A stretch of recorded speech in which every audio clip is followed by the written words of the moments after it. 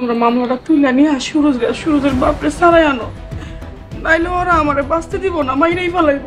তাহলে ছোটকে কি কই? আমি কেমনে কম? গাছ দুইটা এমনি রোমান্টিক মুডে দাঁড়াই আছেন কেন? আমার সুলতানা আইছিল। সুলতানা কালকে আমরা মারছে, তার বিচার আগে করে। সুলতানার লগে তোমরা লাগতে গেছো কেন? তোরা সারা বেলি কেমনে রে? ভাইজান আমি ছাড়াইছি। সুহাগ আর বৌমা এখনো আইতেছে না কেন? থানায় গেছে না, হয়তো কোনো কাজে দেরি হইতেছে। ওই যে রিমানা চলে আসছে। ভাই তোমরা আইছো? আইছি রে। কি রে সোহাগ, এত দেরি করলি কেন? সৌরভ আব্বা সুরজ ভাইয়ের সেজু ভাইরে জেল থেকে সারাই নিয়ে এসেছি। আর এইদিকে বড় মোড়ল আইসা আমার ঘরে শেষ করে দেওয়ার পরিকল্পনা করতেছে।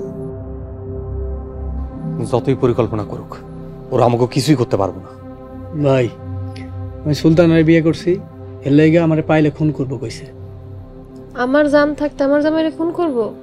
শুনেন লতিফ ভাই, হুমকি দিতে তো আর টাকা পয়সা লাগে না, তাই হুমকি দেয়। আমরা যতদিন আছি তো ওরে কেউ কিচ্ছু করতে পারবো না। তারপরও মোরল রাজা কয় তা কইরা ছাড়ে। এর জন্যই আমাকে সবসময় সচেতন থাকতে হবে, চোখ কান খোলা রাখতে হবে। লতিফ, তোরা এলাকাতে সারাক্ষণ কি হয় সবকিছুর খোঁজ খবর রাখবি। আহসানুল্লাহ মোড়ল আমগুলোকে পারতাছে না, তাই বড় মোড়লরা আবার নিয়ে আইছে। যতই নিয়ে আসুক আমগুলোকে পারবো না। আমগুলোকে যা যা করতে প্রত্যেকটা জিনিসের হিসাব দিতে হবে। ভাইজান, পরিমার শরীরের লক্ষণ কিন্তু ভালো মনে হচ্ছে না, তুমি কি করবা? একটা একটা করে সবগুলারে সাইজ করতে দে। আমার মনে হয় সুরজের মা লিমার সাথে মিলে ওকে ছাড়াই আনছে। এই জন্যই তো সুরজের মাইরে মাইরে ফেলাইতে চাইছিলাম। গত রাইতে ছোট মারে পাই নাই, পাইলে একবারই মেরে লইতাম। পালাই আজ কয়দিন থাকবো, একেবারে শেষ করে ফেলাম। আসসালামু আলাইকুম মোড়ল সাহেব। ওয়ালাইকুম আসসালাম। কি খবর সাদেক মিয়া? জি ভালো। আপনার কথা মতো আমি সোহাগরে বলছি জমি বিক্রি করবো। খুব ভালো করছো। তা এখন কবে টাকা নিয়া জমির দলিল করে দিবা? আগামীকাল। আচ্ছা ঠিক আছে, 10 লাখ টাকা বুঝা নিয়া দলিলের সই দিয়া যাইও। জি জি আচ্ছা। তারপর সোহাগের কাছ থেকে টাকা নিয়া জমির দলিল করে দিবা, ঠিক আছে? জি জি, আমি তাহলে আজকে আসি। আসসালামু আলাইকুম। ওয়ালাইকুম আসসালাম। ভাইজান, এক জমি দুজনের কাছে বিক্রি করবা? হ্যাঁ, এইবার এমন খেলা খেলামু মোরল গো জমিন খাইতে আসে জনমের খাউন খাও। এমন শিক্ষা দিমু জীবনে আর মোরল গো জমির কেনার নাম মুখে আন। আপু, আজকে আলু ভর্তা কেমনে করে করতে হয় এটা তোমারে শিখাবো। প্রথম আলুগুলা ভালো করে ধুইবা। আচ্ছা, তারপরে আলুগুলা পাতিলের মধ্যে দিয়ে আলুগুলো যেন ডুইবা যায় ওই পরিমাণ পানি দিবা। গরম পানি দিতে হইব না?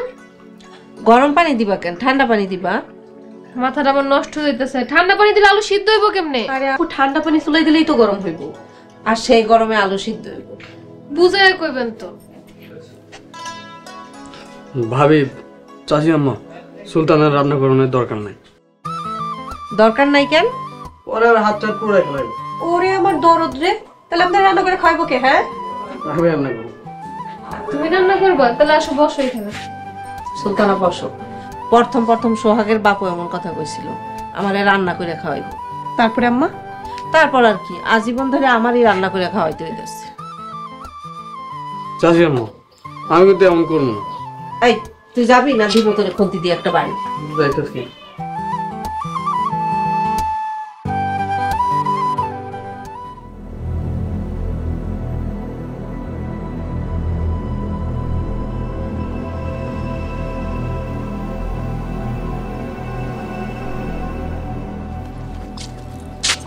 কই গেছিলি? থানায় গেছিলাম সুরজের বাপরে সারানোর লেগে। তা সারা রাইতে কি থানায় আছিলেন? বড় বউ, মুখ সামলায় কথা কও। বড় বউ তো ঠিকই কইছে, আগের দিন সারা রাত কই আছিলি তুই?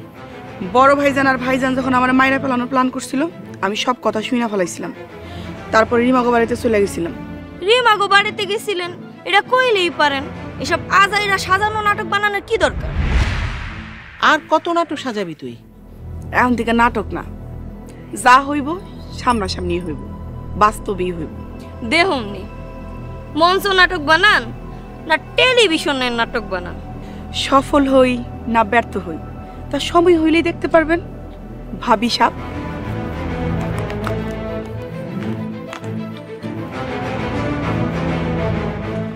আম্মা, আপনি ছোট আম্মার কথা সিরি শুনলেন? ও আমার সবচেয়ে বেশি ক্ষতি করছে। খালি একবার কোন এমন ক্ষতি করমু যাতে যতদিন বাইচা থাকে অতদিন জানি মনে রাখে। থাক, রিমার বাপ আর বড় ভাইজান মিল্লা যা করার তাই করব। চলো, কাম আছে।